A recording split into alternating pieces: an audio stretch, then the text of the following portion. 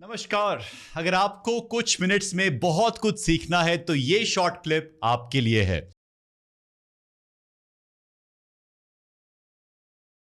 दूसरा चीज़, high TDS जब पानी में होता है, उसके लिए भी विषग्न महाकषाय में, आयुर्वेद में एक औषधि, इसका नाम है निर्मली।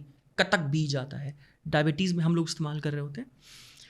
कतक के बीज आते हैं, बहुत सस्ते मिलते हैं, निर्मली बीज बहुत सस्ते मिलते हैं। उनको 5 से 6 उस पानी में, हाई टीडीएस पानी में आपने डाल दिया, घड़े में डाल दिया, जग में डाल दिया, उसको छोड़ दिया। सुपारी जैसे होते हैं। 12 घंटे बाद उस पानी का टीडीएस ना पिए।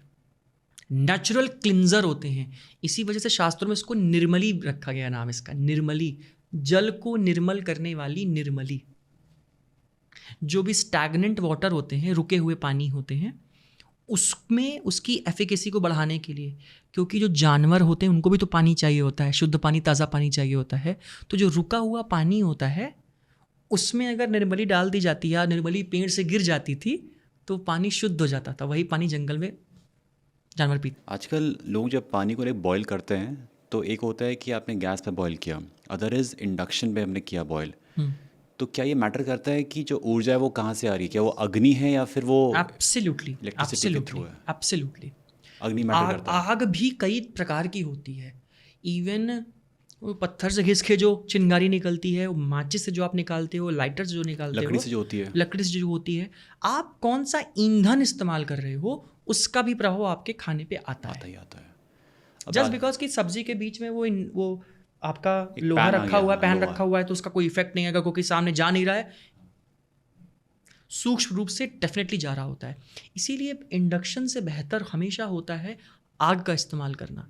अब हम इतना पीछे तो जा नहीं सकते, वरना आप पेड़ काटेंगे और पेड़ से आग जलाएंगे। आपको वो सब कुछ भी नहीं करना है। जितना ज़्यादा आग का इस्तेमाल करेंगे खाना बनाने में, उतना आपके लिए पॉजिटिव होगा। And the same logic applies for the heating of the food. हम जब आजकल जब खाना बनाते हैं तो एक नॉर्मल सी हैबिट है कि कुछ बना, कुछ रखा गया फ्रिज के अंदर, उसको दोबारा गर्म करके माइक्रोवेव पे हम लोग। बड़ी ब्लंडर है। एक बीमारी होती है पेनक्रियाटाइटिस। जी। आपके पेनक्रियाज में इन्फ्लेमेशन होता है।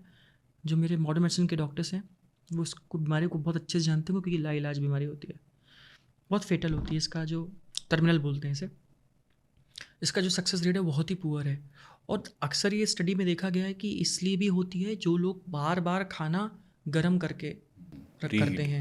रात में आटा बच गया, लाओ सुबह इसका पराठा बना लिया जाएगा, या फिर लाओ सब्जी रख दी गई है, फ्रिज में रख देते हैं, उसके बाद 3 घंटे बाद गेस्ट आएंगे फिर गर्म करके दे देंगे। हाँ जी।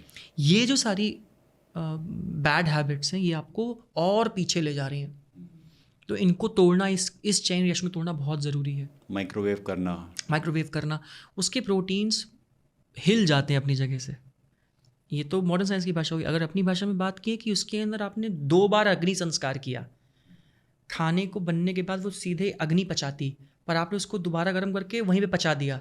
अब वो और भारी हो गया और भारी खाना आप खा रहे हो, तो ये खराब हो गया। और जब ये खराब हो गया तो सब खराब हो गया। तो 2 बार अग्नि कर्म हुआ उसके अंदर।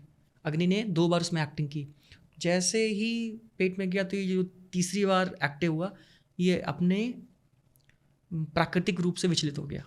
कन्वीनियंस के चक्कर में सब कुछ फ्रिज है, क्या बोलूँ, एसी है, जो हमें आनंद देता है, वो हमें और भी बीमार करता है, चाहे वो आदमी हो या औषध।